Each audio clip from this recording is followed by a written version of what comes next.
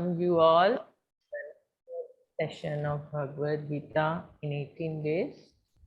Hare Krishna Mataji. Hare Krishna. So we will take a quick recap of what we did yesterday after the Mangalacharan. That's very important. So please recite if you have Bhagavad Gita. Om Ajnana-timirandasya Jnananjana-shalakaya Chakshurunmilitam Yena Tasmai Shri Gurave Namaha Sri Chaitanya Manobhishtam Stapitam Yena Bhutale Swayam Rupam Kadamayyam Tadati Swapadantikam Pandeham Shri Gurum Shri Yutapadakamalam Shri Gurum Vaishnavamsya Shri Rupam Sagrajatam Sagana Raghunathanvitam Tam Sajivan Sadvaitam Savadhutam Parijana Sahitam Sri Krishna Chaitanya Devam Sri Radha Krishna Padam Sagana Lalita Shri Vishakhamvitamscha He Krishna Karuna Sindhu Dina Bandhu Jagatpate Gopesha Gopika Kanta Radha Kanta Namastute Tapta Kanchana Gaurangi Radhe Vrindavaneshwari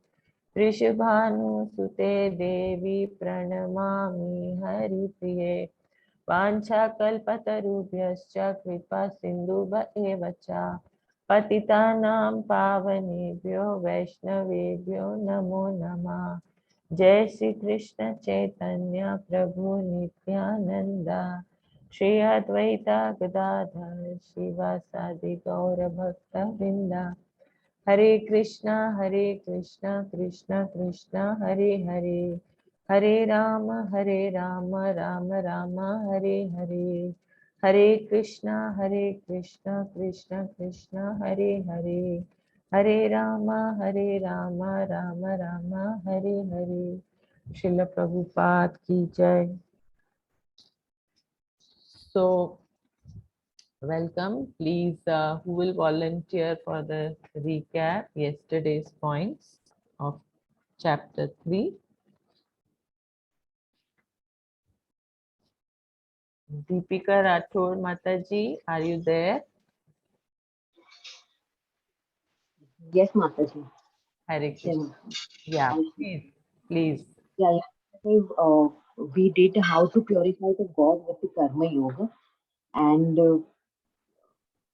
we have talked about Satya Yuga, Treta Yuga, and Dwapar Yuga and Kali Yuga. So how the olden times people used to perform yajnas for purify their souls, and then we have talked about donations on your whatever you earn. 50% of that you have to serve the God, 25% of your relatives, and rest amount for the emergency funds. Then how the seasonal changes and seasons is important, like how rain is very important for this prakriti. And then you have told us yesterday beautiful story of Sati Savitri, and then that scent, that how the transformation of that small uh, son has some desires to have Enjoy the blanket. better blanket. Yes, That is very beautiful. I loved it. And then you talked about some Vanprastha, but I didn't get it that.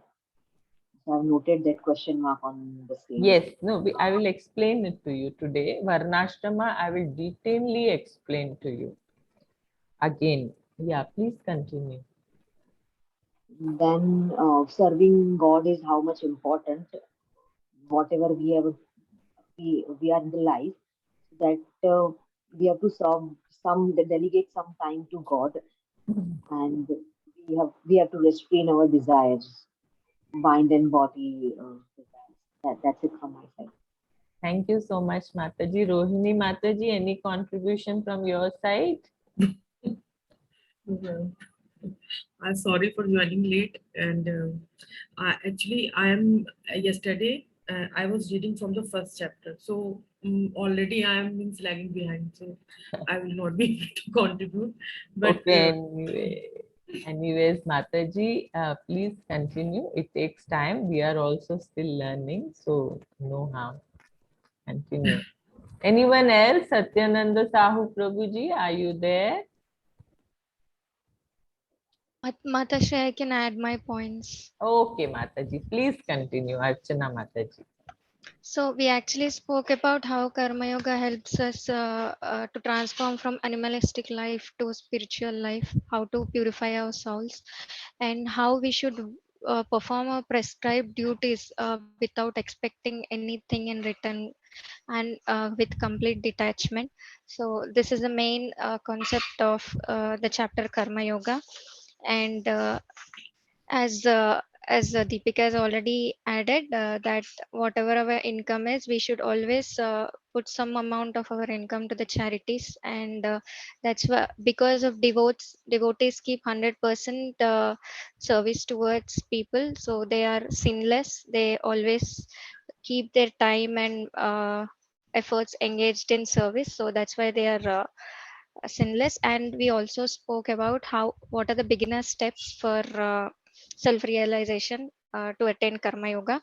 So we should always keep our mind and soul occupied, because if we don't keep that engaged, we it'll eventually get into the three gunas, which are with the three gateways of hell, which are lust, anger, and greed. And everyone has some nature of work, so we have to work. We should work on our prescribed duties, and we shouldn't pretend. We should actually, that should come as a nature. And the main purpose of our life should be pleasing our god, and not working or not doing our duties is considered to be a sin. And we spoke, and you explained us about the story of Savitri, and also the sannyasi is attached towards his blanket, and he has to take 100 lives uh, to remove that detachment, as he was born as a silver fish, and he started eating very little bit of the blanket, and then so that he has to take 100 more janmas. And we should also show some social responsibility, and we should have self realization. We should have self realization instead of desires over materialistic things, because self realization follows us until our death. And we also spoke about lust, and like lust is rust on the iron. If the more the rust increases, the more the capability of iron getting attached to magnet decreases. So we should work on not removing our lust is considered as something greed for anything. So like when love is considered like giving service to the people we care for, lust is doing something we do for ourselves in greed. So sense gratification is also a petrol and fire. Like the more you enjoy for, the more the desires increases, and for that you the more desire on materialistic thing increases. So eventually our desires also increases. So self gratification is considered to be a petrol and fire. And all this cannot be done within a very short span, so we need to practice more and more. And all this practice starts from chanting Hare Krishna. Thank you so much, Mataji, for your detailed explanation.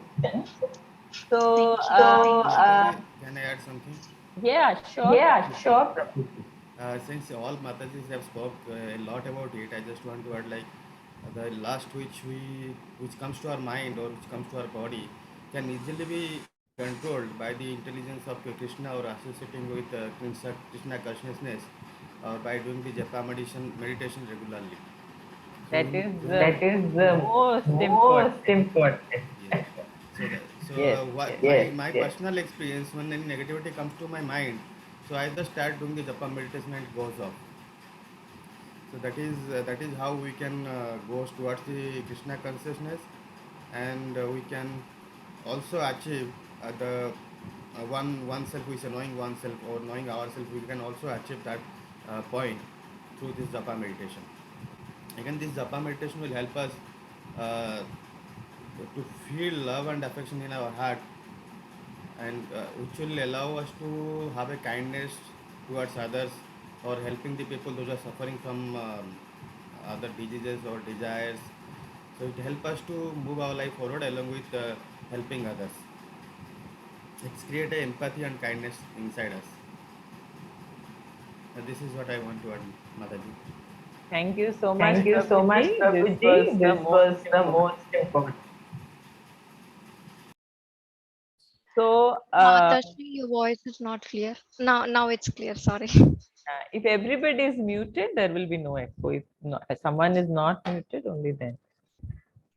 So, we have come so far that how from animalistic life we, gradually come to sakam karma, that is fruitive activity, fulfilling material desires through karma kanda activities. From karma kanda, we come to nishkam karma, or working without fruits. The Upasana Kanda in the Vedas prescribes worship of demigods who are the agents of God. So far, okay, what happens when you do Nishkam Karma? When you work without fruitive desires, you become purified. You become eligible to understand transcendental knowledge. If you do not perform your prescribed duties well, you do not regulate your life, uh, it is not possible for one to understand or develop appreciation for Krishna. Purification is important. The entire human birth is meant for purification. And people who fail in their prescribed duties, they are not even eligible to understand the transcendental knowledge. You leave alone devotional service. And Arjuna here was ready to run away from his prescribed duties. Nowhere it is recommended. So Mataji, before we move ahead, I think Mataji had a doubt about Varna Ashrama system. I will briefly explain again that the Varna Ashrama system is designed for the people of the material world by the Lord himself. So he said, okay, you want to enjoy on your own, please do so, but conditions apply. If you follow this system, then you will not incur sin. If you are following my, the way I have asked you to live, then this will be considered as a yajna for me. So Varnashrama Dharma, people who follow Varnashrama Dharma, as told by the Lord, they are also free from sinful reaction because they are doing their duty, not because of their personal sense gratification, but because God has asked us to live that way. And they gradually purify to come to the level of understanding who God is. So Varnashrama Dharma, Chaturvarnam Maya Srishtam Guna Karma Vibhagasya, is based on guna, quality, and activity, karma. So this is a systematic division of labor. I mean, how to engage in different activities in our life as per our quality and inclination of activity. So here, please remember that there are 4 varnas and 4 ashramas in the Varnashrama Dharma.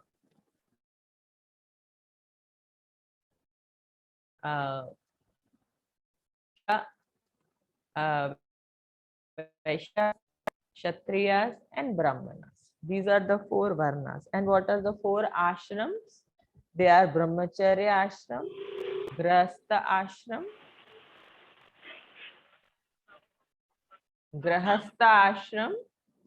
Vanaprastha ashram, and Sannyas ashram. Is my internet unstable? I'm getting a message. Are you able to hear me? Okay, so these are the 4 varnas and 4 ashramas, which have been prescribed by Lord himself. Thank you, Prabhuji. So the Lord has made this. Now Arjuna asked, now how does one get free from sinful reaction? Because he initially, when he argues for not fighting the battle, he says that I will incur sinful reaction if I kill my relatives. Wasn't that is the doubt? So now Lord is telling what will create a sinful reaction, what will eradicate the sinful reaction.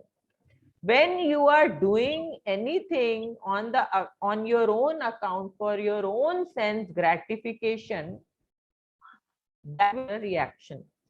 But when you are doing something for God's happiness, for his sense gratification, you will not incur any reaction. So people who follow Varnashrama Dharma are also like the Devi Devatas and all, they're devotees of the Lord. They are at some gratification, but they whatever they do is to please the Lord. So that is why we had the Varnashrama Dharma, a systematic way of living and understanding what God wants from us.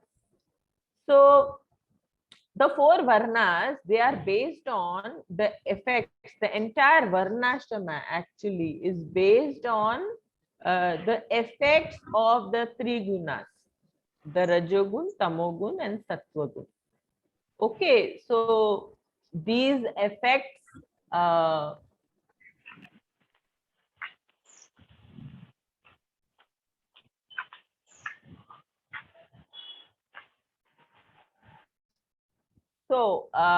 the effects of these 3 gunas is seen even in Varnashrama Dharma. Everything around us, whatever we see, types of people, types of plants, types of animals, they are the results of intermingling of these 3 gunas.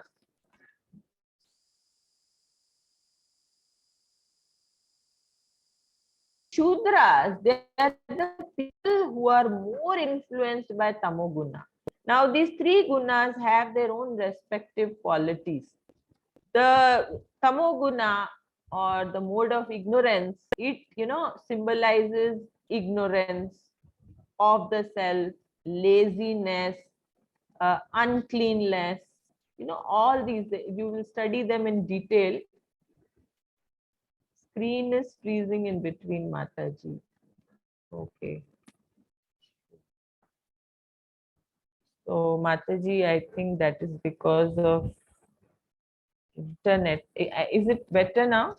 I'll move my table a little towards the router. Maybe that will help. Yeah, it's better in between, but sometimes like there was one message that Better now? it's okay. That internet Now is is it better, Mataji? yes. It's better. Okay. So now the Shudras, they are more under the influence of the mode of ignorance. So their activities, their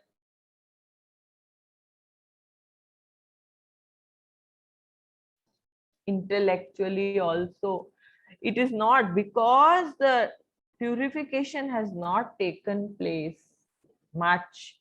The understanding of God realization is less. Then gradually you come to Vaishyas, the second Varna. They are under the influence of Tamogun and Rajogun, both mixture. They are little ignorant but slightly better, and they are more passionate, more ambitious, less than the Shudras though. They are, as you see, you progress in the Varnas, you see that selflessness will grow.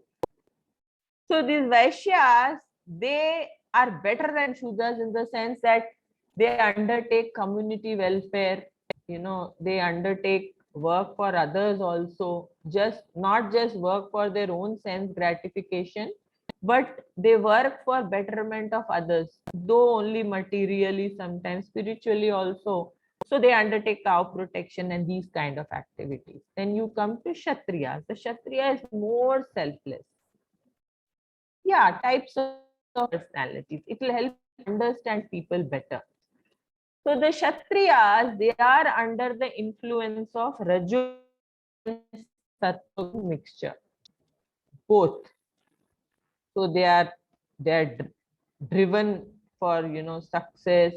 They have this fighting spirit. They have Rajogun, is signified by that fighting spirit, passionate, go-getters. Rajogun signifies that. But they are also inclined spiritually. There is a slight tinge of Sattvagun also.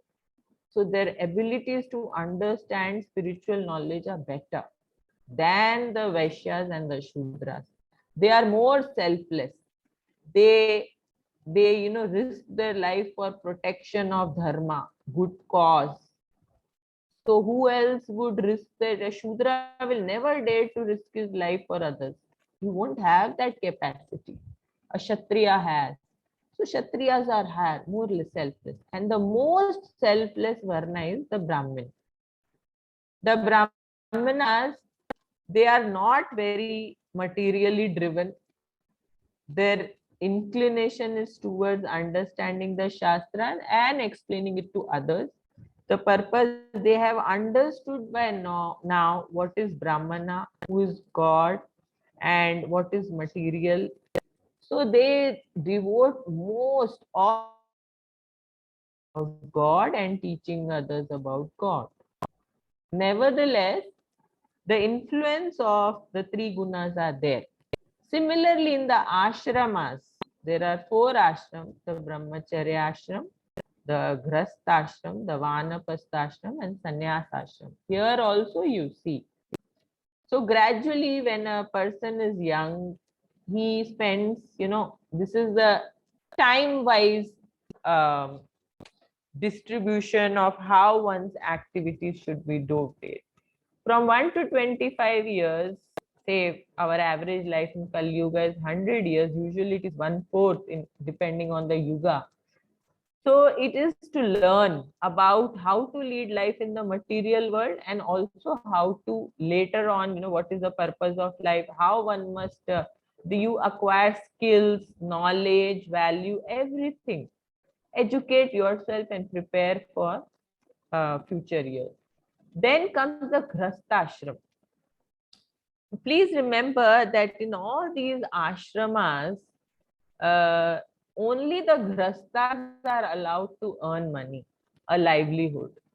The other ashramas are not allowed to earn money. Why? Because if you ask a child to earn money and study also, he will not be in a mental condition to do so. You have to support them because it's the learning period. The grasta should take the responsibilities to provide all the facilities so that they are not agitated and distracted, and they can continue their education.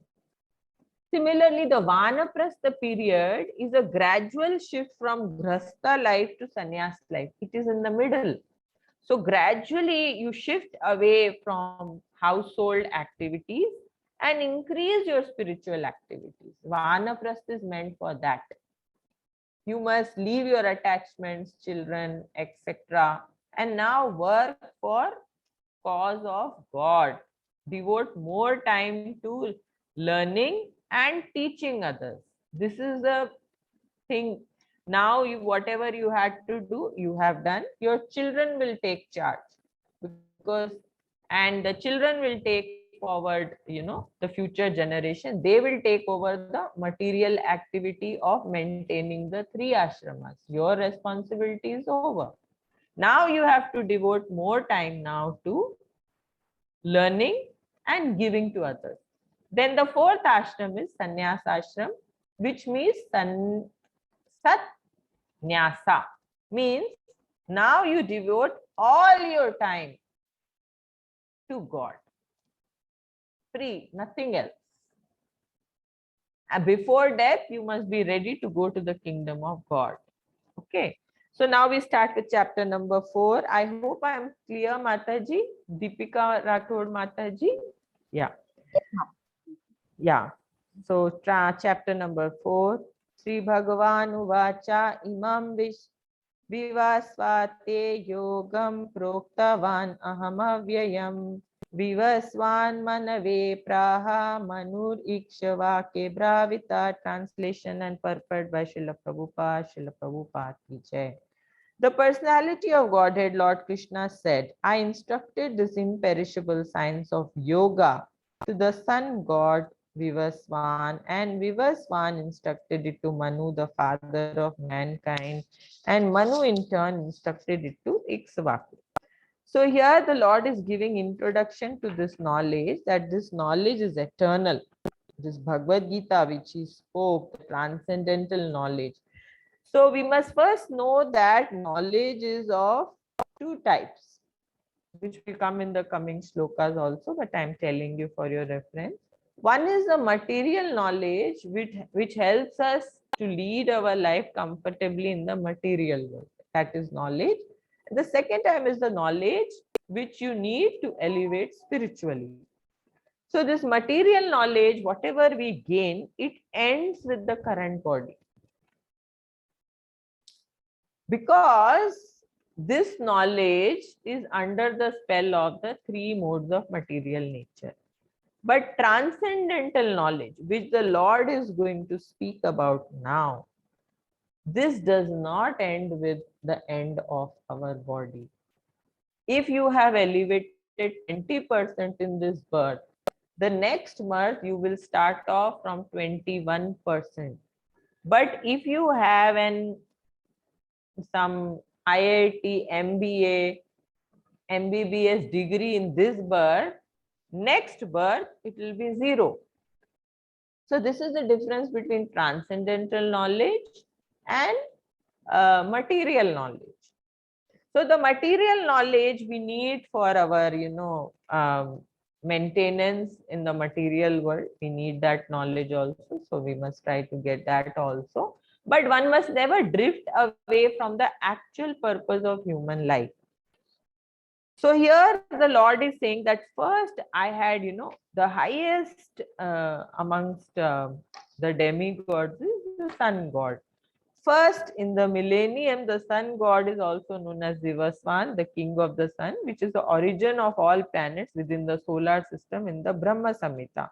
It is stated, Brahmaji has confirmed this, and he gives this knowledge to the sun god. So we must always know why Lord is telling about this to Arjuna. Because knowledge has to come down through disciplic succession. We must always see that the knowledge is not corrupted. For example, I know how to make chapati. Okay.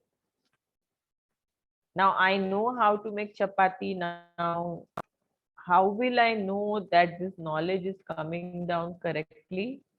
I will read somewhere in some shastra that during Arjuna's time also chapati was made, puri was made, laddu was made, right? So the knowledge of making laddu was there even at the time of Arjuna. Maybe he cooked or Bhima cooked. He passed on that knowledge to his children. They learned how to cook laddu. And then his children learned how to. That knowledge has come down like that. And in between, it can so happen that one of the children with a corrupted mind, he wants to mix Chinese and laddu both. So he had soya sauce to the laddu. What happened? It is a laddu, but it is corrupted. So that is why this disciplic succession, it maintains the authenticity of the information we have.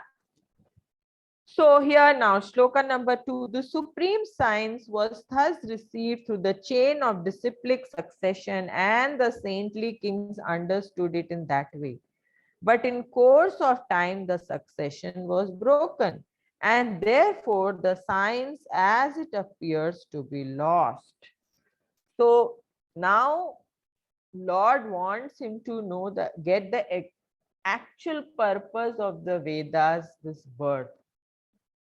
The purpose of Vedas is to know God. and our relationship with him, nothing else. So certainly Bhagavad Gita was never meant for the demonic person who would dissipate its value for no one's benefit and would devise all types of interpretations according to personal whims. Whenever somebody adds their personal opinion to the information given by God, it gets tainted. So the information gets corrupted and all the principles are compromised. As soon as the original purpose was scattered by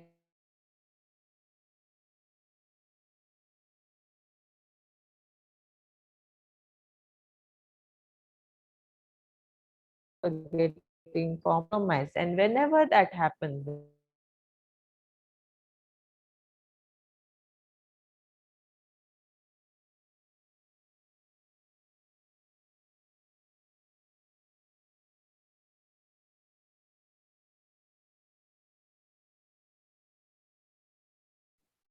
so is it better if I turn off my video? Maybe it will help. Shall I turn it off? Yes, please, The Mataji. bandwidth is low. Okay. So Hare Krishna.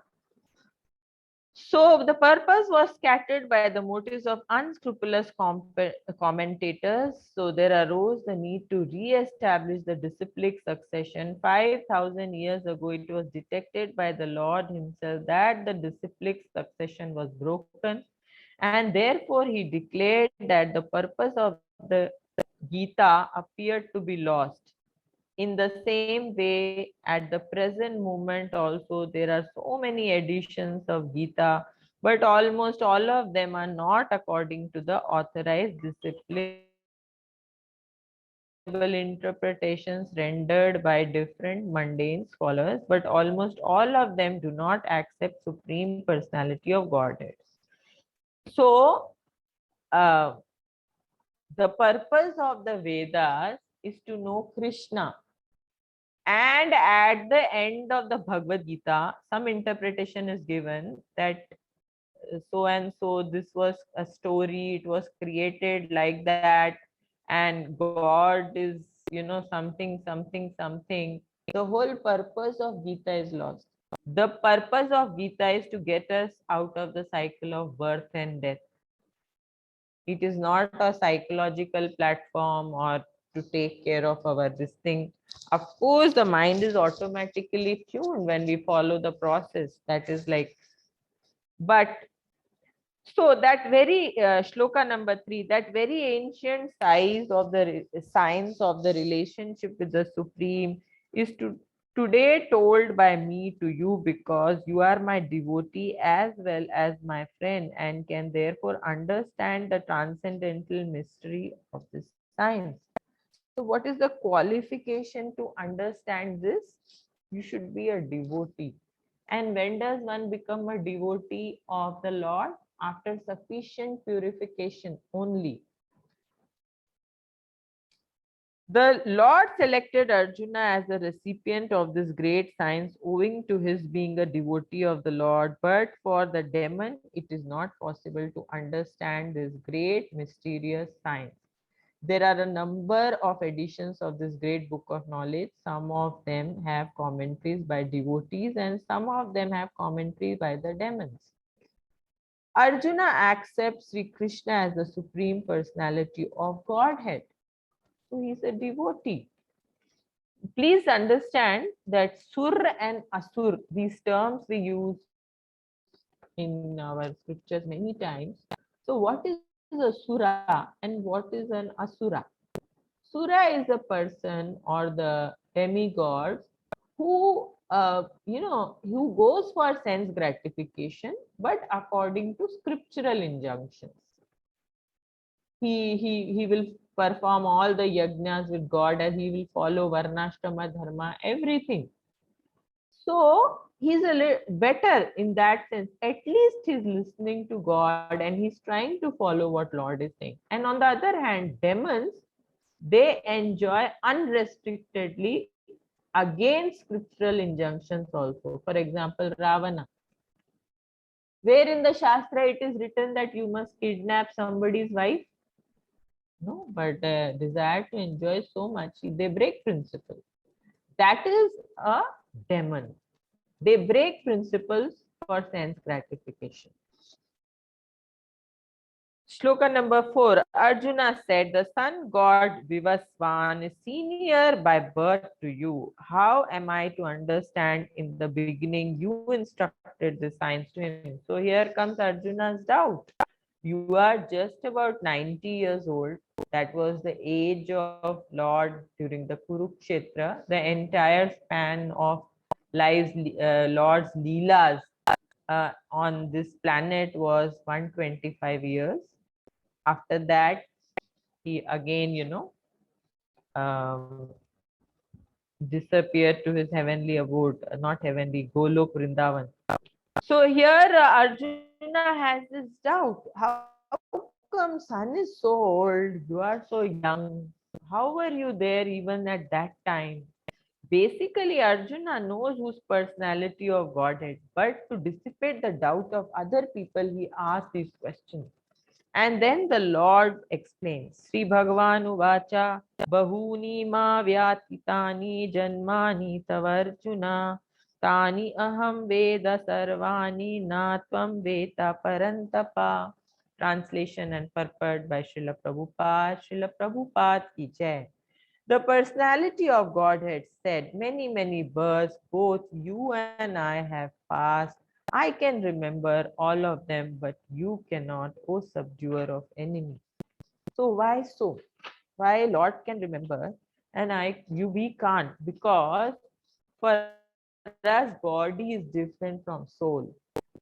Our body is a perishable commodity. The soul is eternal. And the soul keeps changing bodies. So whenever there is a body change, memory is lost. This is a peculiarity of the world. Whenever there is a change of body, we forget everything that has happened in the past. But the Lord, he does not change body. He is always in his eternal, spiritual, blissful body. No matter what, in which avatar he comes, he is transcendental, beyond the control of material nature. So here in this chapter, the Lord will tell about himself, his nature. So all the time, the material concept of life restricts us to the three modes. And, that same pattern of eating, sleeping, fearing, mating, chewing the chewet. Our attention does not ever go to eternality, knowledge and bliss, actual knowledge of ourselves. So the Lord does not change his bodies. In whichever avatar he comes, there is no difference between his body and soul. He is the same throughout. That is why he remembers everything in the past. He is the oldest person, but old age never touches him. So these are contradicting things about God which are there in our Shastra. Like in Isopanishad, there is one, shloka where they say, he walks, he doesn't walk. He's there, he's inside, he's outside. So like that, God is described. But because of our limited capacity to understand, we think that God, whatever is possible for us, that is possible for God. What is not possible for us is not possible for God. But God is beyond all this. Everything is possible for him. He is the cause of all causes. So here, both Krishna and Arjuna have had many, many births, but because Krishna's transcendental body is fully spiritual, different from that of any jiva, he never changes his body. Krishna can thus remember his many births, while Arjuna cannot. Krishna continues to describe the transcendental knowledge by explaining his birth and his spiritual form. Shloka number 6. Although I am unborn and my transcendental body never deteriorates, and although I am the Lord of all living entities, I appear in every millennium in my original transcendental form. So here the Lord explains, he uses the term Atma Mayaya to explain his appearance. Atma Mayaya means by my internal energy. This entire program of material life is carried out by the external energy of the Lord. The Lord has three primary energies: the internal energy, that is the Antaragga Shakti; the external energy of the Lord, that is Bahiranga Shakti; and the marginal energy of the Lord, to which the jivas belong, is known as uh, the uh, marginal potency of the Lord, marginal energy of the Lord. So when the Lord incarnates, it is due to his internal energy, internal potency of the Lord. So what is the work of the internal potency of the Lord? To attach everybody to Krishna. So this internal potency of the Lord is there in the spiritual sky. And her job is to make everybody attracted or attached to God. Srimati Radharani is internal potency personified. And it is her job to, take everybody to Krishna. No matter how sinful that person is. You pray to Radharani, she will take him to Krishna. Krishna is not so merciful. He tests his devotee in the most difficult way. But Srimati Radharani, his internal potency is very, very gentle, very merciful. On the other hand, the external potency of the Lord, Durga Devi, she is in charge. Durga means jail.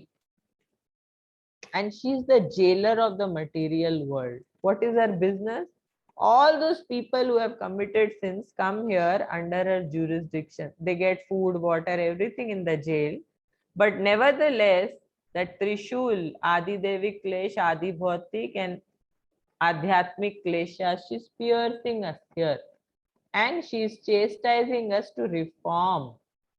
But she tries to keep us away from the Lord, because Lord does not want disturbances from people who are envious. So she says, okay, you want water, you want cigarette in the jail, provide it to him. But you cannot go out. Stay here. So, although I am unborn and my transcendental body never deteriorates, although I am the Lord of all living entities, I still appear in every millennium in my original transcendental form. So the Lord does not change his body. Krishna, like the sun, exists before he becomes visible on earth. And again, like the sun, Krishna manifests himself out of the vision of the schedule. But sun is always there. Sun is always there, just that one part of the world sees him, one part of the world cannot see him. His birth, unlike ours, is not forced on him by the pious and impious karma. So what happens in our case, we do some activities. Based on that, the Yamaraj, the material energy and Yamaraj give us a new body. If we have desires to enjoy maybe filth, we will get a pig's body. We may not like the pig's body, but we will be forced to enter it by Yamaraj. So, like that, there are different bodies. 84 lakhs yonis are there. Yoni means garb, that is womb. We are forced to enter another womb based on our past activities and desires. So the Lord is not like that. He comes here at his will. He can appear and disappear whenever he wants. He's not under the control of the material nature, the three modes of material nature, or any demigod. He's free.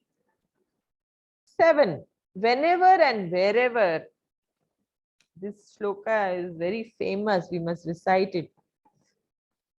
यदा यदा हि धर्मस्य ग्लानिर्भवति Bharat अभ्युत्थानमधर्मस्य तदात्मानं सृजाम्यहम्. Translation and purport by Srila Prabhupada. Srila Prabhupada ki jai. Whenever and wherever there is a decline in the religious practice or descendant of Bharata and a predominant rise of irreligion, at that time I descend myself. The word Srijami is significant here. Srijami cannot be used in the sense of creation because according to the previous verse, there is no creation of the Lord's form or body. Srijami means like something like manufacturing. So Krishna appears or advents. He is not born. He only seems to take birth. Both Bhavati and Srijami means that Krishna becomes manifest. He does not take birth from womb. Even when Devaki and Vasudev were there, the Lord for a little while, he removes Maya and he shows them his Chaturbhuj form. And after that, again, he covers them with Maya. He just enters her. So he is not of some male-female contact. He just appears. It just, people think that he's born. Srijami cannot be used in the sense of creation because according to the previous verse, there is no creation of Lord's form or body. Since all the forms are eternally existent, therefore Srijami means that the Lord manifests himself as he is. So you see all these avatars, the Narsimha avatar, Sri Ram, Krishna Bhagwan, Kurma. All these forms are already existent in the Vaikuntha skies. In fact, there are different planets for different, forms of Lord. The highest is Golok Vrindavan. We have an Ayodhya there in Vaikuntha. We have one Mathura there. We have Golok Vrindavan there. We have Jagannath Puri. Like that, there are so many. They are eternally existent. And this is mentioned in our Shastra. Even the Kalki avatar is already described in our Shastra. So the Lord just appears and disappears. He does not go inside a womb forcibly. Not like that. To deliver the pious and to annihilate the miscreants, as well as to re-establish the principles of religions, I myself appear millennium after millennium. So why does the Lord comes? Whenever this disciplic chain is broken, whenever there is a discrepancy in maintenance of the principles of dharma, he again comes to re-establish the principles of religion. If the devotee is already delivered, what need is there? So here the Lord comes to deliver the devotee. The primary reason, he comes for giving pleasure, because the only no,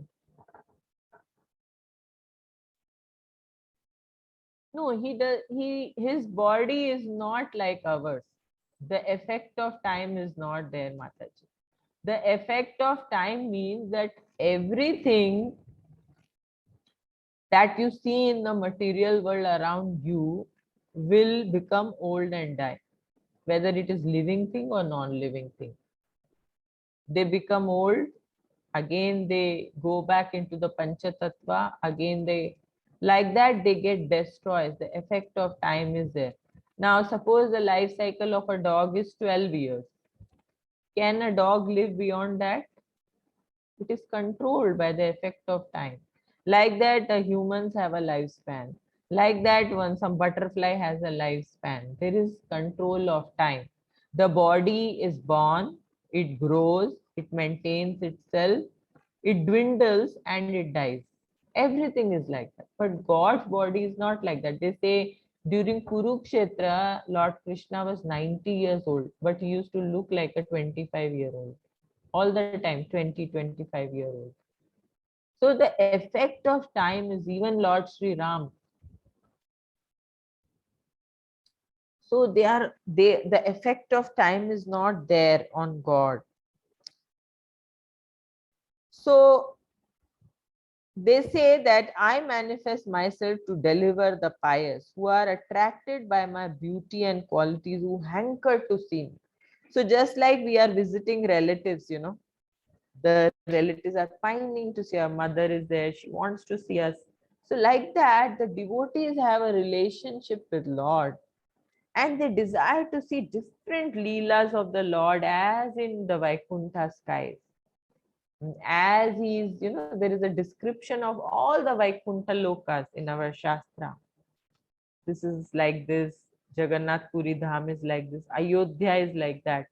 That same Ayodhya is created in the material world for the pleasure of his devotees. So there is a Golok Vrindavan already in the spiritual sky. So for happiness of his devotees, the Lord came here to do. Do you think that he could not have killed Kamsa? Such huge populations. Nobody lives beyond that 100 or 120 years. Nobody. That effect of time is enough. Why does the Lord need to come and kill Kansa or Hiranyakashipu? He has to give pleasure to his devotees. They rejoice in hearing about him in different ways. To give them pleasure, he does these leelas. So therefore, the prime purpose for the Krishna Avatara is to satisfy his unalloyed devotees, to give them pleasure. They wanted to see him play the flute, how he is with all the cows and gopis in Golok Vrindavan. They wanted to see, they desired to see. And he came. And he also comes to set forth the principles of Dharma. So 10. Vitaroga Bhaya. No, where are we? We are before 10. Yeah. Vitaraga Bhaya Krodha Manmaya Mamupashita Bahavo Jnana Tapasa Puta Madbhava Magata. Translation and purport by Srila Prabhupada. Srila Prabhupada ki jai. Being freed from attachment, fear, anger, being fully absorbed in me and taking refuge in me, many persons in the past became purified by knowledge of me, and thus they all attained transcendental love for me. So how does this happen? How does this process take place? How just by knowing Krishna we become purified? So there is a principle here as by Srimad Bhagavatam. We become what we like slowly. So what happens is devotees who are always enjoying themselves, hearing about the qualities of God, about his leelas, they develop great appreciation for these qualities which the Lord has. They say 64 64 Kala Sampur. They develop great attraction for these qualities, and gradually they go on by hearing, they go on purifying, and because of this appreciation they start getting these qualities. Some get all of them. But even when you have, get liberation and you have qualities, you can never be equal to or greater than God. He is always going to be on the top. But he is so merciful that he lets devotees have all his qualities. Like mukti is also 5 types. Sayujya mukti, Salokya mukti, Sarupya mukti, Samipya mukti, and Sashti. So again, there are grades in mukti. Actually, Samipya is the highest. If you go by Sayujya is the lowest. Just entering the spiritual sky in the Brahma Jyoti, Sayujya. You just get out of the cycle of birth and death and just you remain there. Sayujya. This kind of mukti devotees never desire. I mean, it's like hellish for them to hanging in the space somewhere without any activity for millions of years and the soul by nature is so dynamic and desirous, it will not be able to stay there for long. Ultimately the desire to enjoy will come back, and many people fall down from there also. Then you come to salokya mukti, that you are in the same planet as the Lord, in the same lok, you are living in the same uh, place with Lord. Salokya mukti. Sarupya mukti. The Lord gives you a form like his. They say that all the inhabitants of Vaikuntha have the Chaturbuj form. The only difference, I think, there are some marks like Kaustuba, and they have Chaturbuj form like the Lord. The Lord holds the conch and all. There are signs which they're there. But everybody is four-armed. Everybody looks as beautiful as the Lord. They're cloud colored like that. Sarupya Mukti. Then comes Samipya is the highest, where you are close to the God and you are associating with him, personally serving him. Samipya. And in between is Sashti. I think that is after Sayujya. After Sayujya is Sashti. Sashti means you have all the opulences of God. But the highest is when you're close to God as a personal associate. That is the highest mukti one can have. So being freed from attachment, anger, they all attain transcendental love to me. So here the Lord is explaining this is a kind of fear. Generally, they compare the living entities to bubbles of ocean, which merge into the ocean. That is the highest perfection of spiritual existence attainable without individual personality. This kind of fearful stage of life, devoid of perfect knowledge of spiritual existence. Furthermore, there are many persons who cannot understand spiritual existence at all, being embarrassed by so many theories and by contradictions of various types of philosophical speculation. They become disgusted or angry and foolishly conclude that there is no supreme cause, that everything is ultimately void. Because they don't have the capacity to understand, they just deride God. The intellect is not there, purification is not there. People don't understand that just by mental intellect you cannot understand God. Sufficient amount of purification is required. So they get frustrated, but the devotees of the Lord, because they appreciate the qualities of God, gradually they get purified and they start becoming godly. That is why they say, associate with Lord or his devotees. Why devotees? Because the devotees have already acquired some qualities of God. By associating with them and appreciating them, you will also cultivate these qualities. And these qualities will remain with you even in the coming bodies. They won't go away. So this is your actual earning. According to Bhakti Rasamartha Sindhu, the science of devotional service, Adhau Shraddha Tatha Sadhu Sango, तथा भजन क्रिया तथा अनर्थ निवृत्ति स्यात् ततो निष्ठा रुचि तथा आसक्ति ततो भावस तथा अभ्युदंचन्ति साधाकानम अयम प्रेमना प्रदुर्भवे भवे क्रमा. So this Navada Bhakti here in Bhakti Rasamrita Sindhu, it is described the 9 forms of devotional service which Lord Rama had explained to Shabari Mata. These will be discussed in detail, these 9 processes in the Bhakti Yoga section. So it starts with Adhau Shraddha. Adhau Shraddha means you should have some faith that there is God and I should know about him. There is God, And then the next stage is you associate with someone who knows about God, sadhu sang. You go and make friends with him, serve him, inquire from him. Sadhu sang bhajana kriya means, bhajana means, bhaj dhatu means serving. You serve that person, sadhu and God. And when you go on serving, anartha nivritti, all your anarthas will disappear. All the negative aspects, anarthas. Anarthas means they have no meaning, they are useless. Anartha, they have no meaning.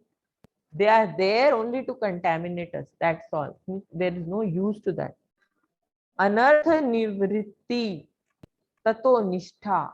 When all these anarthas are removed from your consciousness, they are Kam, Krodh, Lobh, Irsha, Mad, Masar. 6 are there. Kam, excessive lust. Krodh, anger. Lobh, greed. Irsha, envy. Mad, pride. Matsar, Mad, Masar, envy. So there are 6 like that. And slowly when you after these are removed from your consciousness, you develop strong nishtha, determination to pursue your goal in self-realization. And then asakti, you develop attachment to God. Instead of material attachment, now you develop attachment to God. Tato bhavas, then ruchi, your taste for God increases. And then you develop bhava. Bhava means some kind of reciprocation, like they say, there are 5 types of reciprocational relationships we can have with God. One is, in neutrality, then as a servant, as a friend, as a parent, as a lover. So the degree gradually increases. Like in neutrality, you just know he's God and he's there and you are there and you are just existing, appreciating him. And then comes the stage when you develop. So you develop, in the dasya stage, you have the, mellow or the ras of neutrality and dasya ras both. Enjoyment or a pleasure, ras means a kind of pleasure you get. So it is increased.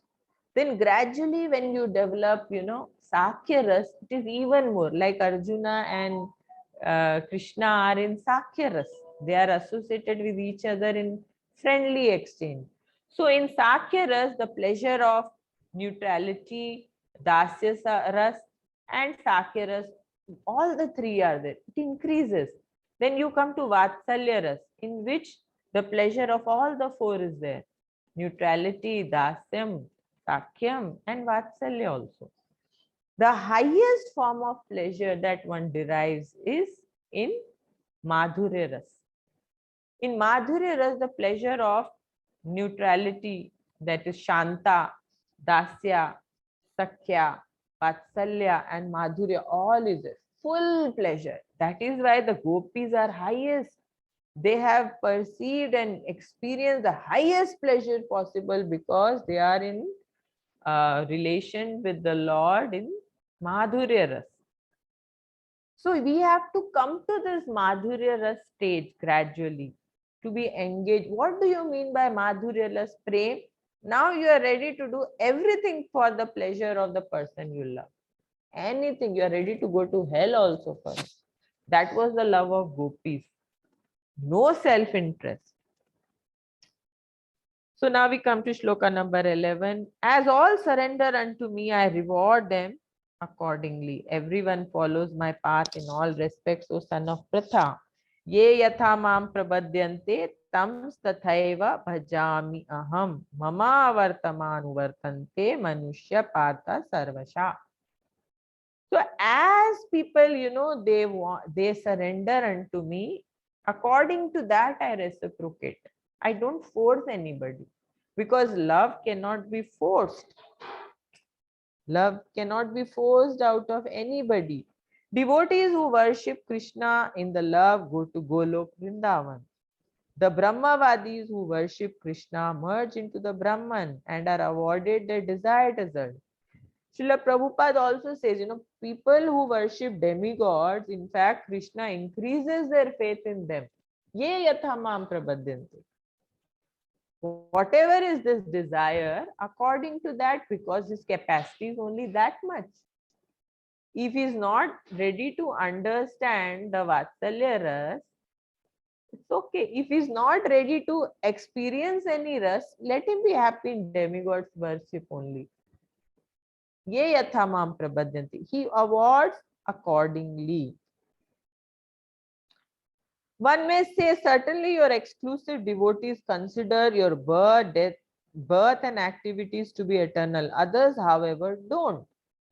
So why the devotees consider his birth and activities as eternal? Because they are already in a relationship with him. They have recognized him as a person. They have realized him, and they are experiencing this joy in relation to Krishna. Whereas the others, however, don't. In that category are Gyanis and others who approach you to perfect their own processes of Jnana and so on. They have their own theory of God, God is like this, God, with their mind. The frog, it has never seen anything more than the circle of sky above the well. So for the frog, that is the world. Because his limited experience. So once a frog comes and tells him that I went and I visited the sea. So the frog of the well is trying to analyze how big is the sea. He is asking me to say, it is twice as big as the well? Is it thrice as big as the well?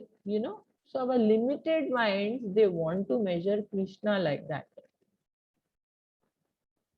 He is immeasurable. Ananta means no end to him. If even Ananta Seshanag with thousands of his hoods goes on glorifying Krishna for millions of years, even then the glories will not end. So we will have a count with our limited mind, 10, 15, 1 lakh, 1 crore, like that.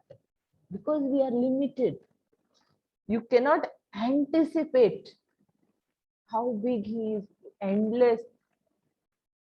So when somebody comes to realize this, he is actually liberated, even though in the material body.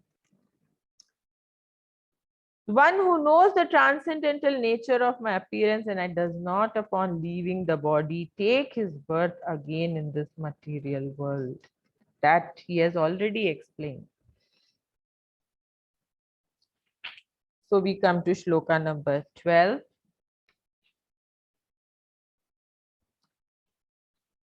Men in this world desire success in fruitive activities and therefore they worship demigods. Quickly, of course, men get results from fruitive world in this world. So men are very, very attracted to, sense gratification. They want their desires to be fulfilled fast. And who are the order supplier agents of the god? The demigods. They are directly in charge. The water department, you make a call. We are not getting water in our area, sir. Okay, I will send someone, they will send you water. But if you have to approach the Prime Minister, you can't approach directly. You can approach, the direct process also is explained in this chapter only by the Lord. So they want quick results. So what they do, they go for demigod worship. They worship the agents powerful. So Lord says, if they want to do so, ye yatha mam prabhadyante, let them do it like that. Never forces. So there is a great misconception about gods or demigods of the material world, and men of less intelligence, although passing as great scholars, take these demigods to be the various forms of the Supreme Lord. They are not the forms of the Supreme Lord, they are his authorized agent in charge of powerful positions.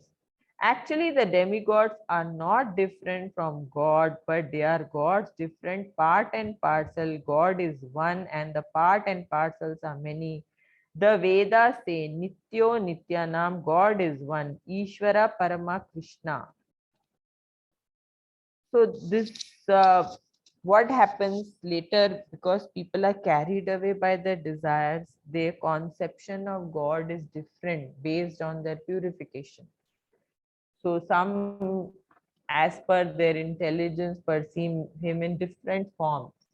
But as described in the Shastra, Ishvara Parama Krishna, Sachidananda Vigraha, Anadiradir Govinda, Sarvakarana Karanam. This is certified. So the Lord expands in this world, just for his pleasure. You cannot experience the pleasure of a relationship alone. So that is the reason why he expanded, himself into his internal potency, Srimati Radharani, and later so many expansions took place, and the jivas were created for his sense gratification, so that by their service they give pleasure to Krishna. But when they get corrupted, they come to the material world. So we come to shloka number 13, which is very important. Chaturvarnam maya srishtam guna karma vibhagasa tasya kartaramapi mam vidhi akartaram avyayam. Translation and purport by Srila Prabhupada. Srila Prabhupada ki jai. According to the three modes of material nature and the work associated with them, the four divisions of human society are created by me. And although I am the creator of the system, you should know that I am yet the non-doer, being unchangeable. So whatever I explained this to you, the Varnashrama system is already explained. Non-doer, I explained this also to you, that whatever out of the three modes of material nature, the Tamogun, Rajogun and Sattvagun, whichever mode we associate with, our activities are dovetailed by that. Under the influence of that mode, our likes and dislikes will develop, and accordingly will undertake activities. So Chaturvarna Maya Srishtam Guna Karma Vibhagasya. So this I have now, Arjuna has this doubt actually, what about those people who don't come to realize you as God? What about them? They don't accept you as God completely even now. What should they do? So he said, I have devised a plan. So I have made this Varnashrama system's purpose is to assist in elevating everyone from material consciousness to Krishna consciousness. Gradually, first Sakam Karma, they will do activities to fulfill their desire. Then gradually they will come to Nishkam Karma. They will work as a duty without any fruits. And after that, they will be ready to get knowledge of me. When they gain knowledge of me, when they, come to me, then they will elevate. So here himself is, but he is not under the spell of these three modes of material nature. That he has declared here. The Lord, the three modes of material nature are under the Lord. They cannot affect the Lord. His activities are not affected by the three modes of material nature like us. There is no work that affects me, nor do I aspire for the fruits of action. One who understands this truth about me also does not become entangled in fruitive reaction of work. So people who know that he is the Yagyapati and everything is done for his satisfaction, they don't waste their time anymore in this fruitive activities and other kinds of worship, because they have understood that all the fruits of whatever we do go to him only. So this realization comes with purification only. It doesn't come abruptly. There is no work that affects me. He does, like we have reactions. The God does not have reaction for any work. In fact, he's detached. One of the opulences of the Lord is detachment, renaissance. He's not at all disturbed by success or failure of any work. He's always blissful. In the material creation, the Lord is only the supreme cause. The immediate cause is the material nature. The supreme cause is the Lord. The immediate cause that we see is the material nature, by which the cosmic manifestation is made visible. Here, Srila Prabhupada has quoted a Vedic Smriti, Nimitta matram evasau sujanyam sarga karmani pradhana karani bhuta yato vai striya saktaya. The created beings are of many varieties, such as demigods, human beings, and lower animals, and all of them are subject to the reaction of their past good or bad activities. The Lord only gives them the proper facilities for such activities and the regulations of the modes of material nature. But He is never responsible for their past, present activities. So we create our own karma. We are responsible for our situations. God is not. God has given us a system. God has given us a free will to choose. And by misusing our free will in unauthorized way, we get into trouble. So in the Vedanta Sutra 2.1.34, it is confirmed by Samya Nargame na Sape Keshavat. The Lord is never partial to any living entity. The living entity is responsible for his own acts. The Lord only gives him facilities. Through the agency of material nature, the external energy, Durga Mata, the jailer, anyone who is fully conversant with all the intricacies of the laws of karma or fruitive activities does not become affected by the results of his activities. So here the Lord is explaining akarma, activities without any reaction. A person who performs activities for happiness of the Lord, either through varnashrama or otherwise, he does not get any reaction.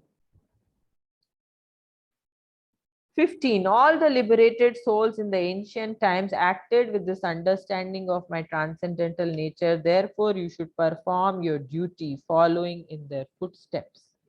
So the message is very clear that Lord is recommending that till you become purified, please continue to perform yagyas of the kind. Varnashrama dharma is also a yagya.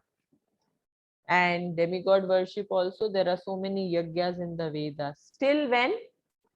Till you are 100% engaged in the service of Lord. So all liberated souls in the past have done this. So you must also follow. Even the intelligent are bewildered in determining what is action and what is inaction. Now I shall explain to you what action is, knowing which you shall be liberated from all misfortune. So now Lord is going to explain to him what is action, what is inaction. Action in Krishna consciousness has to be executed in accordance with the examples of the previous bona fide devotees. This is recommended in the 15th verse. Why such action should not be independent will be explained in the next to follow. So 17, karmano hi api bodhavyam. The intricacies of action are very hard to understand. Therefore, one should know properly what is action, what is forbidden action, and what inaction is. So here the Lord is again explaining karma, vikarma, and akarma. To understand Krishna consciousness and action according to its modes, one has to learn one's relationship with the Supreme. If you do not come to know about God, His nature, and our relationship with him, you will never be able to act accordingly. Without acknowledging him as God, without coming to the realization that he is God and I have to work for his happiness, you will always incur reaction for your work. Because only when you work for God's pleasure alone, there is no reaction. When you work according to scriptural injunctions for your own sense gratification, that is karma. It could be pious, it could be sinful. You will get a result. And when it is sinful reaction, that is vikaram, the result is bad, the fruit is bad. When it is pious deeds, the result is more sense enjoyment. But nowhere it is liberating you from the cycle of birth and death. Only and only activities undertaken for pleasure of Krishna will liberate you. 18. One who sees inaction in action and action in inaction is intelligent among men. And he is in the transcendental position, although engaged in all sort of activities. You see, there are so many devotees of the Lord.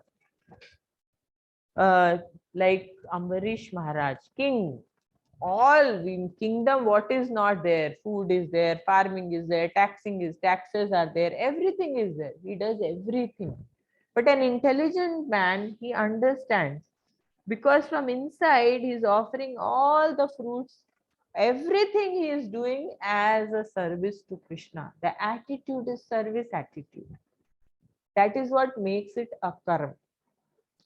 Akarma means without reaction to work.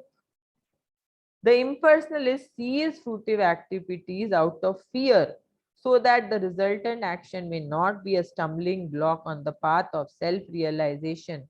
But the personalist knows rightly his position as the eternal servitor of the Supreme Personality of Godhead. Therefore, he engages himself in activities of Krishna consciousness, because everything is done for Krishna. He enjoys only transcendental happiness in the discharge of this service. So till when you have to perform all these yajnas, till you get completely purified. And the best yajna is Namkarn Sankirtan Yagya. I've told you that. 19. One is understood to be in full knowledge and whose every endeavor is devoid of desire for sense gratification. He is said by the sages to be a worker for whom the reaction of work have been burnt up by the fire of perfect knowledge. When a person comes to realize God, only then he can engage in his service.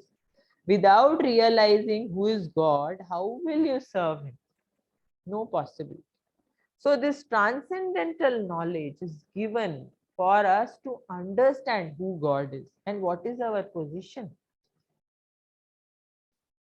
So this kind of a person, his activities become perfect, who knows.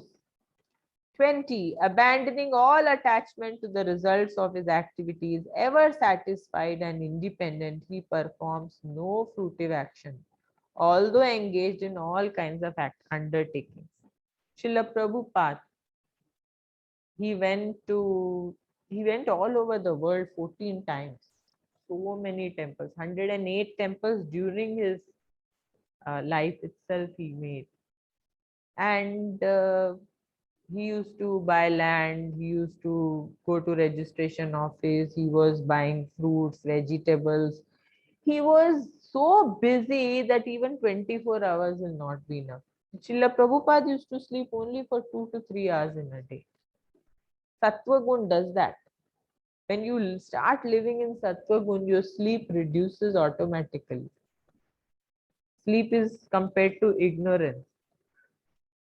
So this kind of a person, he is engaged in work 24/7, but he does not incur any reaction. Why? He is working for God. He is working for Lord's happiness. He is not even attached to his personal maintenance, for everything is left to Krishna. Krishna will take care of me. Nor is he anxious to secure things, not to protect things already in his possession. He does his duty to the best of his ability and leaves everything to Krishna. This is the secret. Such an unattached person is always free from the resultant reaction of good and bad. It is as though he were not doing anything. Inaction, akarma. This is the sign of akarma, or actions without fruitive reaction. Any other action, therefore, devoid of Krishna consciousness is binding upon the worker. That is the real aspect of vikarma as explained herein before. So not working for Krishna, actually that is the definition of sin also. Anything which is taking you away from God and realization of God is a sin. It is dragging your consciousness down.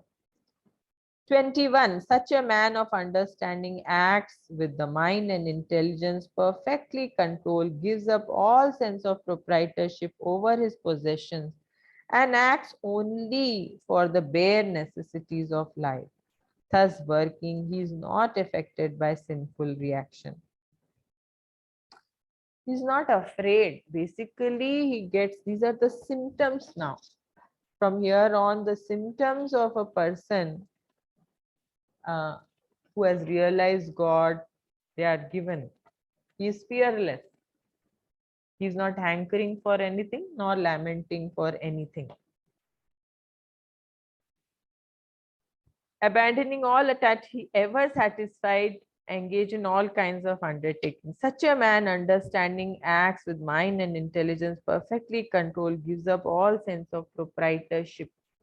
He doesn't consider anything to belong to him. He moves exactly like a part of a machine, as machine part requires oiling and cleaning for maintenance. So Krishna conscious person, man, he maintains himself by his work just to remain fit for action in transcendental loving service of the Lord. Not that they should not eat, they should not sleep, they should not, maintain themselves. You have to be fit. This body, you need to delegate service.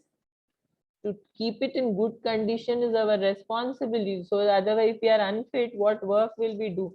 Many people say, abhi nahi, we are going to do bhakti when we are old. When your hands are shaky, your legs are, shaking, you can't stand also for a long time. What service will you do to Lord? 22. He who is satisfied with gain which comes of his own accord, who is free from duality and does not envy, who is steady in both success and failure, is never entangled, although performing actions.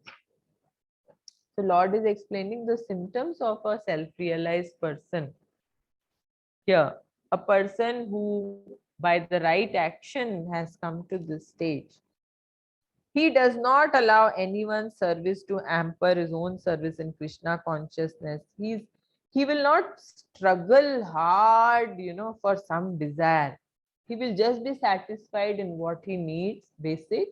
He will work and engage most of his time for Krishna's service.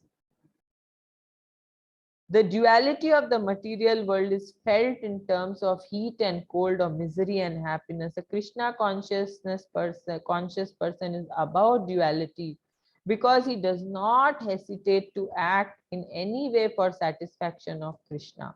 Therefore, he is steady both in success and failure. These signs are visible when one is fully in transcendental knowledge. Because he has accepted Lord as the proprietor of everything. The problem is that we want to be proprietor ourselves. And when somebody takes away our power, right, we feel frustrated. But a person who has accepted servitude of Lord, he is not frustrated. The work of a man who is unattached to the modes of material nature and who is fully situated in transcendental knowledge merges entirely into transcendental. So here the symptoms of a person who is fully absorbed in Krishna consciousness is described. And this kind of a person is sure to attain the spiritual kingdom. So now after this, The Lord describes the various types of yajnas which have to be performed by various stages of people. So here Lord says some yogis perfectly worship demigods by offering different sacrifices to him, and some of them offer sacrifices in the fire of Supreme Brahman.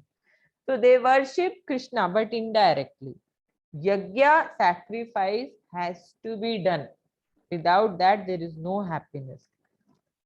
So why do you do the yajna? To control the mind and the senses. 26, the brahmachari's mind is controlled when he engages it solely in hearing about Krishna. So he sacrifices his hearing power, as a penance, hearing. The grasta performs his sacrifice by restricting sex life according to Shastric injunctions. Like, we have so many recommend Navaratri, then you have this idea, whatever some demigod worship is there, at least for that time being Tuesday, or you restrict yourself. 27, others in the body circulate 10 types of air. Some try to do it by controlling their breath, Ashtanga yoga, the physical yoga process. They control their life air, and controlling them controls the mind, which is the point of this verse. Krishna will speak about Ashtanga yoga in detail in chapter 6. 28, all these sacrifices elevate the participants. Gradually you come to 100% Krishna consciousness only, all your activities. Yet pure Krishna consciousness is far above these yajnas. The small Krishna consciousness cannot be attained by any one of the above mentioned types of sacrifice, but can be attained only by the mercy of the Lord and his bona fide devotees. Still, these yajnas provide gradual upliftment and can be stepping stones to devotional service. So these are just stepping stones. You are regulating, you are controlling your mind and senses so as to engage in them in service of Krishna. Without controlling, how will you engage them? But bhakti is much higher platform. That is what is mentioned here by God himself. And it is transcendental. It cannot be attained by these yajnas. You perform yajnas for thousands of years, you do pious activities, you will not get love for Krishna. Only by Lord's mercy or the mercy of his devotee will get you bhakti. No other way. That is why we must go in sadhu sangha. 29, Krishna begins to sum up the purposes of all these sacrifices from here on. So what happens when you perform? Without sacrifice, no one can live happily. 31, he mentions this. On this planet or in next life. What then of next? 32, all these different types of sacrifice are approved by the Vedas, and all of them are born of different types of work. They are influenced by the modes of material nature. As per that, different for people in Tamogun, different yajnas, for brahmacharis, different yajnas, different types are recommended, but the purpose is the same. You have to come to the platform of realizing your relationship. Different types of sacrifices are discussed above and are mentioned in the Vedas to suit the different types of workers, because men are so deeply absorbed in bodily concept. These sacrifices are so arranged that one can work either with the body, with the mind, or with the intelligence. One's position in the modes of material nature dictates his tendency and ability to perform sacrifice. Now, everybody cannot do penance or sacrifice, they cannot do Ashwamedh Yajna. So as per one's own spiritual elevation, there are different yajnas. One who makes no offering, money, ability, intelligence, and mind or body simply lives selfishly in vain, for he has not advanced towards the supreme objective. So here gradually you become selfless. If you live selfishly without, these obligations, then you don't realize the actual purpose of human life.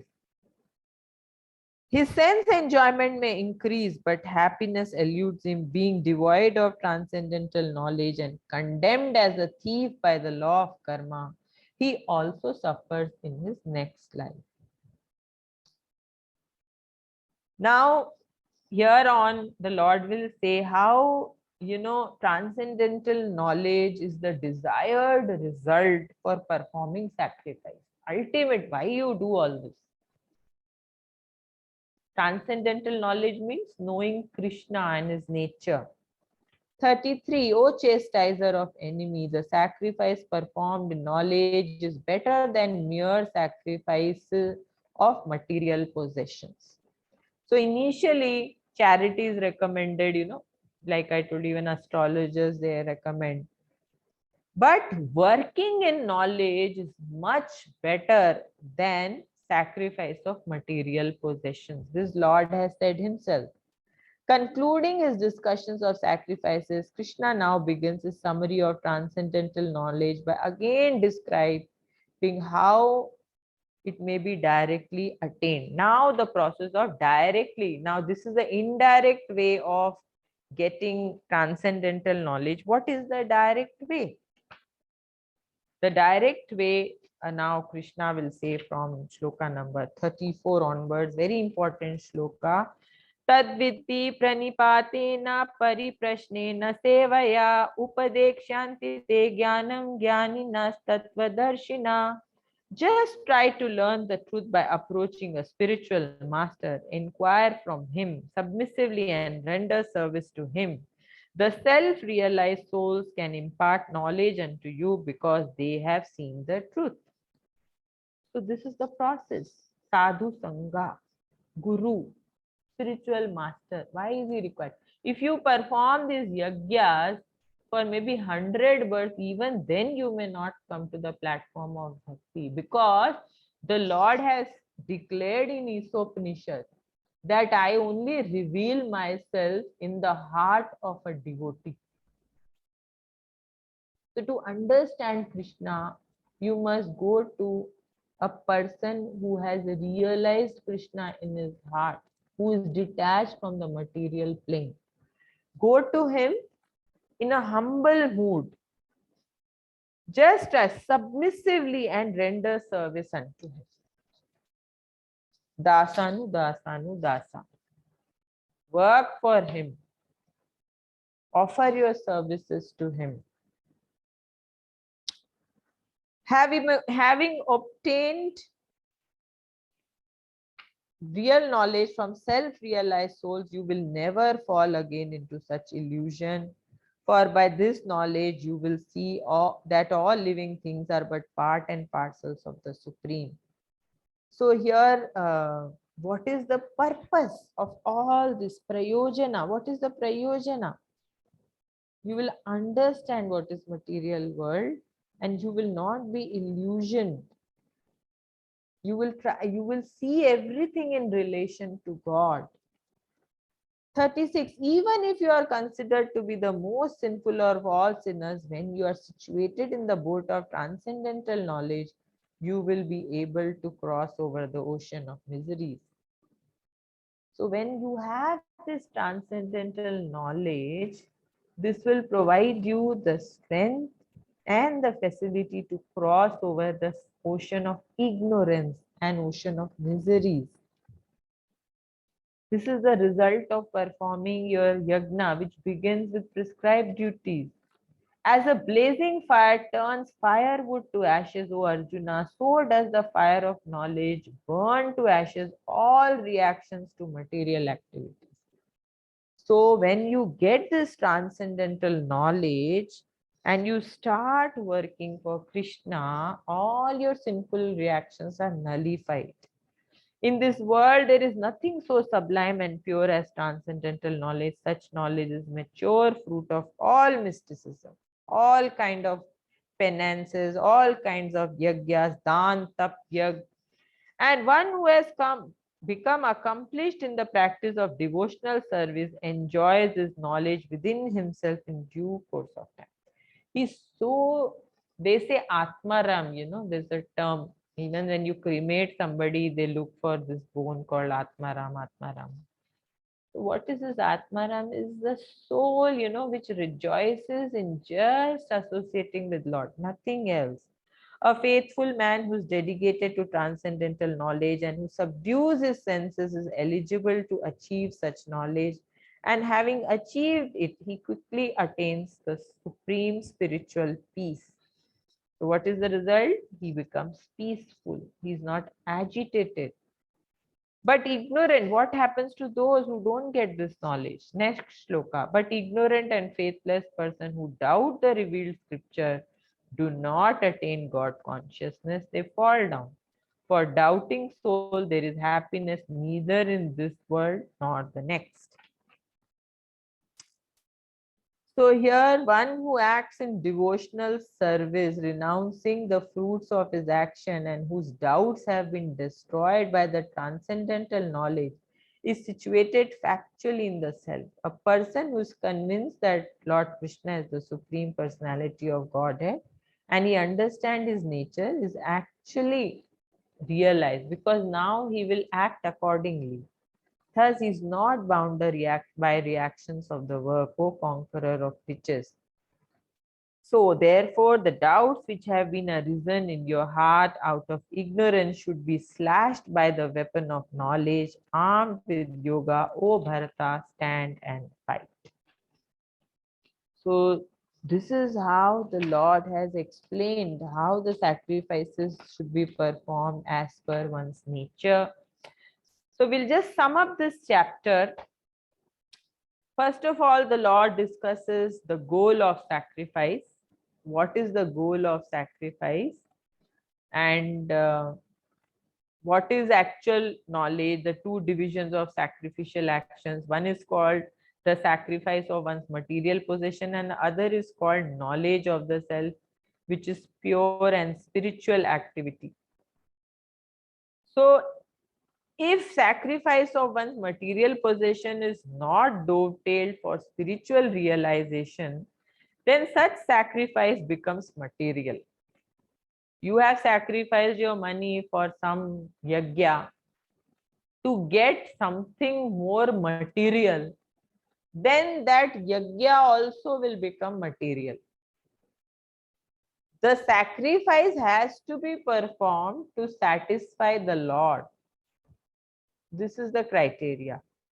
The two levels of spiritual knowledge are explained here, the second portion. When we come to spiritual activities, we find that these are also divided into two, namely understanding one's own self or one's constitutional position, and the truth regarding the Supreme Personality of Godhead. One who follows the path of Bhagavad Gita as it is can easily understand these two important divisions of spiritual knowledge. For him, there is no difficulty in obtaining the perfect knowledge of the self as a part and parcel of Lord, and such understanding is beneficial, for such a person can easily understand the transcendental activities of the Lord. Third part, your learning of the Lord's transcendental activities.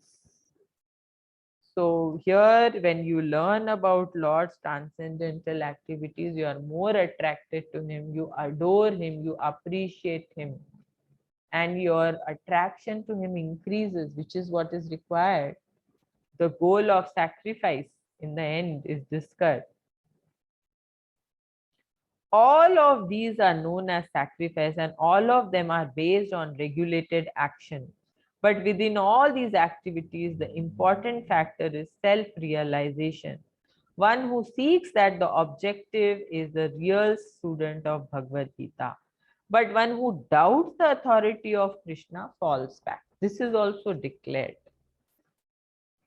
So properly learning the transcendental knowledge is one of the most important criteria to engage in proper transcendental activities. And how that begins is by regulated material life first, akam karm, nishkam karm, gaining transcendental knowledge by approaching a spiritual master. Performance of yajna is recommended for those who have still not got purified to the extent of accepting Lord Krishna as the Supreme. So with this, we end the chapter number 4. Any questions or comments?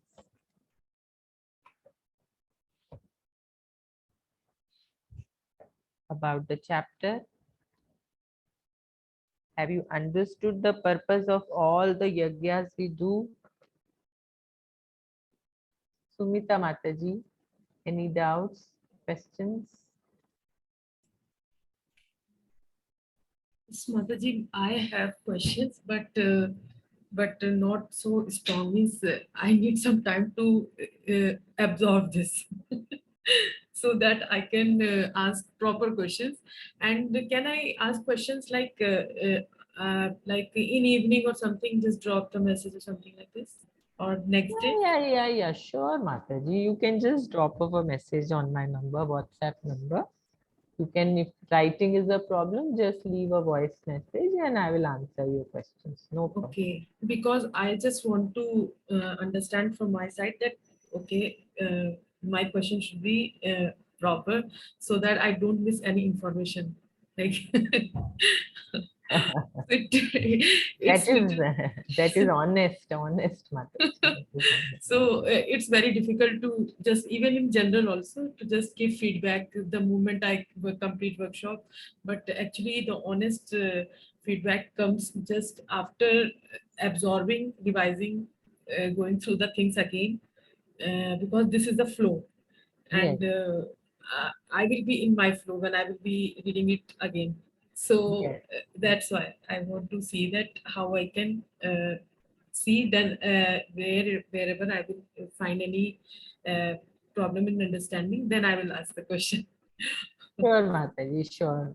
Anyone else? Any questions or any realizations? You want to add something?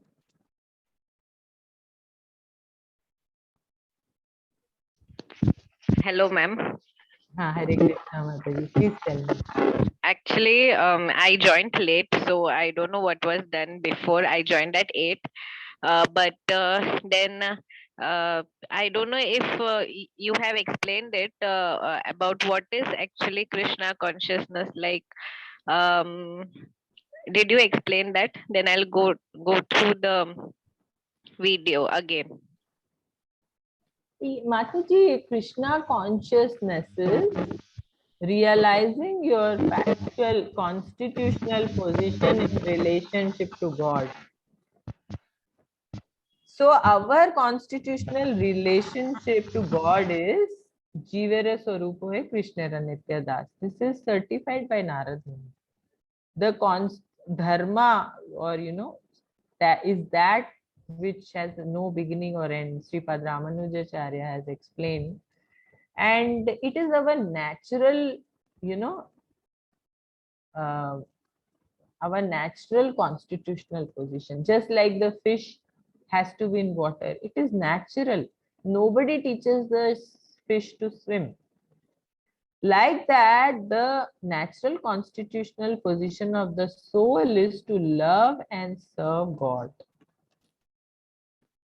The soul is the servant and God is the enjoyer. So when we realize this and we engage in the service of Krishna according to this realization, that is Krishna consciousness. I hope that answers your question, Mataji. Okay, ma'am. Then is it like this? Ki, we should see Krishna in everyone and serve everyone like that. That is, I had explained in my earlier classes, Mataji, that God realization has 3 stages. Brahmeti, Paramatmeti, Bhagavaniti, Shabdati. So the initial, based on our purification, we are filled with so much contamination, material desires, that we are not able to understand everything completely. So the first primary realization, Athato Brahma Jignasa, that comes to our mind is that God is a power which is there all over around us. So that is an impersonal realization. Yes, Mataji, after this, please ask. So that there is some power around us, that is, Brahmeti, the first realization. And then, the second realization is Paramatmiti, that we realize that God is there in every living being around us. That is Paramatmiti. You realize. And the final realization is that you realize God as Bhagavan and engage in His service. Because ultimately, a relationship is formed. The linking factor of any relationship is service. In my earlier classes, I had explained the mother and child relationship is because the mother serves the child. The husband-wife relationship is because the wife serves the husband serves the wife.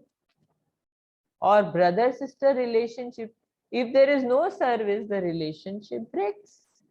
Isn't it? If somebody doesn't want to do anything for you, would you like to associate? It breaks. So now here we are trying to re-establish our lost relationship with Lord Sri Krishna. And the only way is service. The problem is we don't have service attitude. We have enjoying attitude. What will I get in return? Service attitude is selfless. You have to serve.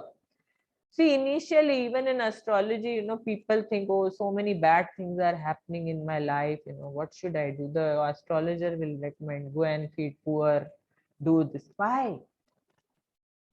By doing all this, you will become selfless. Go and feed the cow, go and feed the dog, do this, do that. If you are not selfless, how will you serve? A selfish person cannot serve anybody. He only serves himself and his own interests. So all these processes to come to realize how small we are, how big he is, what is our relationship with him, and act accordingly, normally. We are behaving abnormally. If the fish tries to fly, what will we say? Abnormal. Like that, as per our Shastra, our natural constitutional position is to serve. When we don't behave accordingly, what happens? The fish is trying to climb the tree. What will happen? It will gasp for breath and die. Because that is not its constitutional position. So we are in a foreign land, actually. That is what Bhagavad Gita explains. And we have to get back to our waters in service of Lord. People who understand this, they become liberated even during this lifetime. They dovetail their activities in such a way that from the time they get up to the time they sleep, they are in service of God. Morning they get up, they're taking bath, chanting the name, it is spiritualized. Attending Mangalarti, chanting, spiritualized.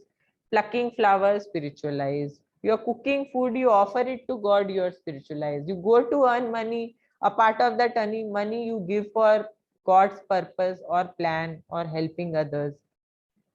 You are again in Krishna consciousness. You come back home, you eat prasad.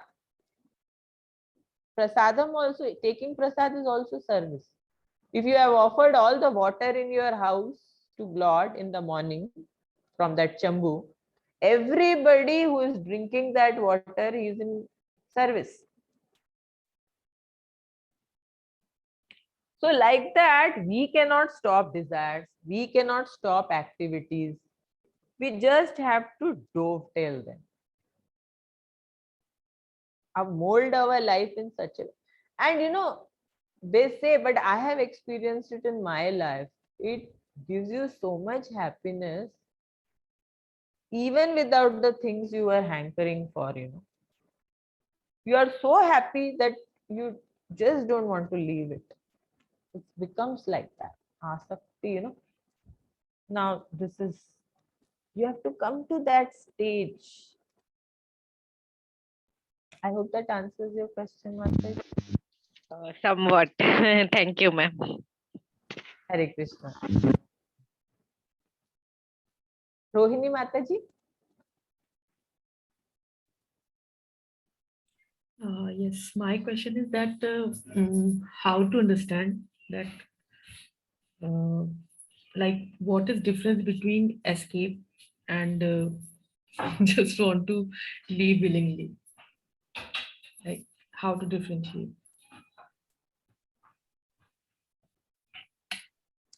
Mataji, nothing in this world, not even a blade of grass moves without the sanction of Lord.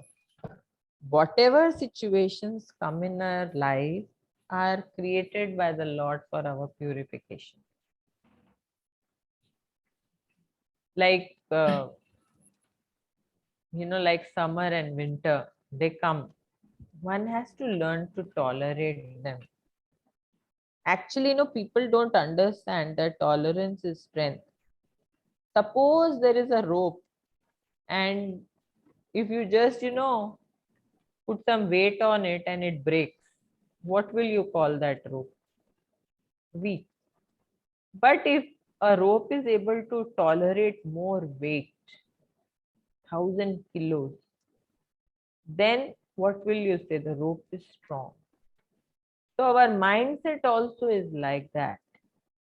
It does not get disciplined very easily. Little agitation and you are off the track from your responsibility. Little agitation is enough. In the Arjuna's case also that is happening. He's agitated by his own mental concoction. I will not be happy if I am going to stick to this situation. He's trying to run away. Our concoction of happiness, how is the material happiness? When once example was explained. First of all, we must understand the realm in which we are. Temporary place of, misery, this is. Ashasvatam dukkhalayam. And here we are trying to get happiness by doing the wrong things. What will happen? So running away happens when you desire sense gratification, praise, adulation, profit. Puja, la, pratishtha actually. 3. Puja means adulation, la, profit, pratishtha, fame. When you don't get these 3, you're not motivated even to perform your own duty.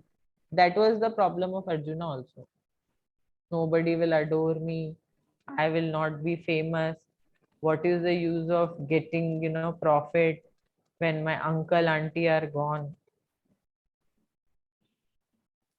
Primarily, these 3 reasons we choose not to engage in the prescribed duties of Varnashrama.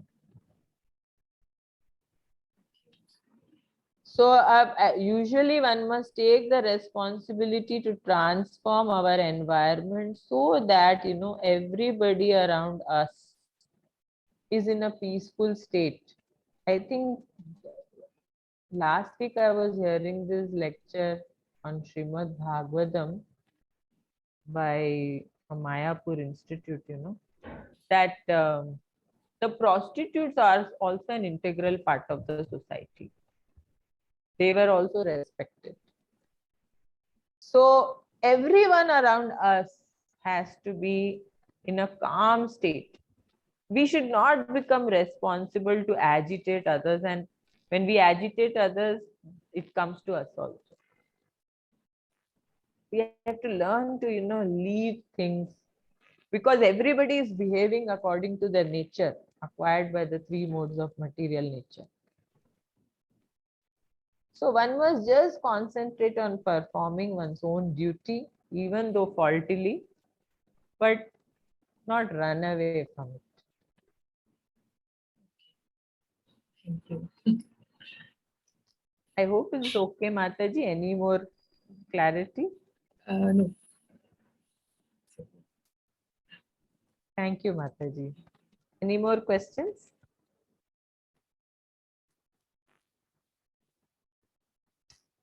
So I think no more questions are there. So we will end this session here. We'll see you all tomorrow. Till then, Hare Krishna. पांचाकल्पतरुभ्यश्च कृपा सिन्धुभ एव च पतितानां पावनेभ्यो वैष्णवेभ्यो नमो नमः. अनंत कोटि वैष्णव वृंद की जय. श्रील प्रभुपाद की जय.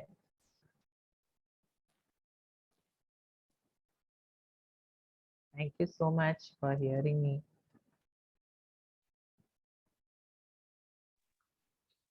Thank you, ma'am. Thank you.